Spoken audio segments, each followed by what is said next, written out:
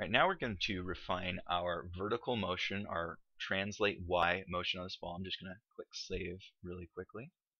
Okay, and we're going to take a look at the graph editor for the translate Y. Now we did clean this up a little bit, just the relationships, but we want to make this look like a bounce. So we want each apex to ease into and out of that position, and we want each hit on the ground, which are these lower positions down here, to be a sharp transition from very, very fast in to very, very fast out.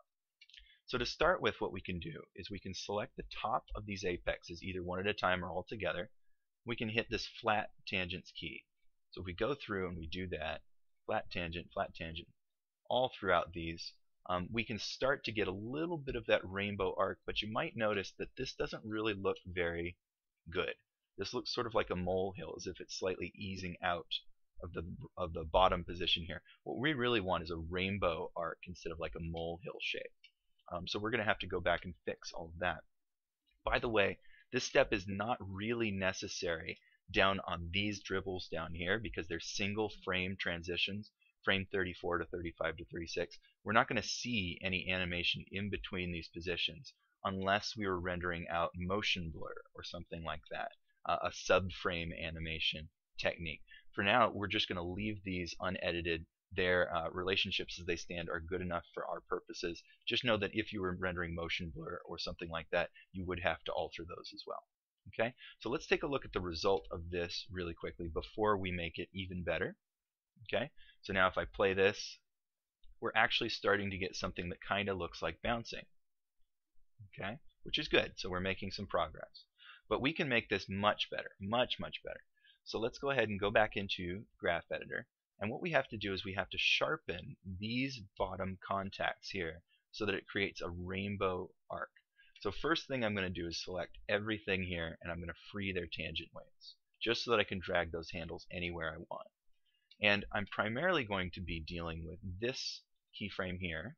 Okay, I want to sharpen both sides of this. So what I could do is grab one side of this. I'll use my movement tool, W. But when I drag this to make this arc more attractive, this one moves away from it because they're locked together.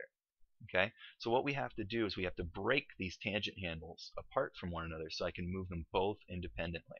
That button's right up here, break tangents. This is unified tangents, by the way, if you want to put them back together.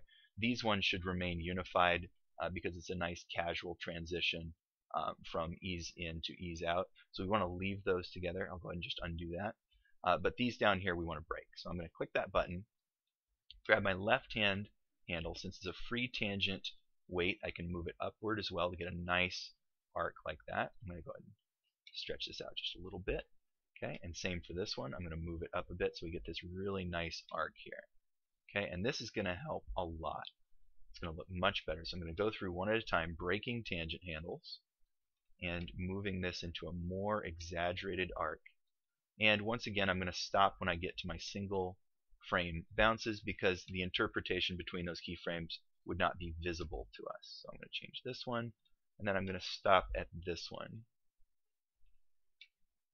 Okay, so we should have some nice spacing for each one of those bounces.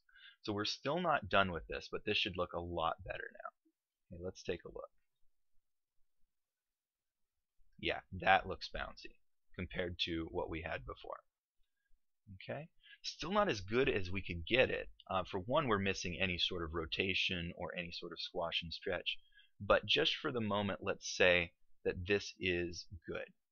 Okay, what else could we do just with this spacing? Well, what we could do is we could custom edit this spacing here on this contact, which is something that they teach you in traditional animation to do. We've got the ball up at this height before the bounce, and this has all been mathematically determined by Maya.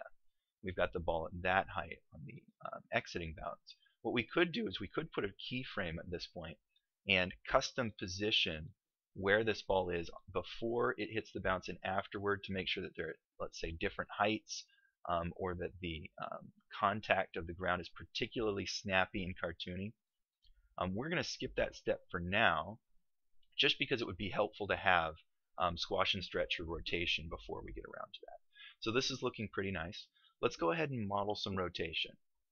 Okay, we want this to come to a stop, a rotation at the end, And this one is going to be a little bit tricky because we don't really have a very good guess for how many spins this is going to take to roll fast at the beginning all the way to a halt at the end. So we're going to have to take a guess and then adjust our guess as we go.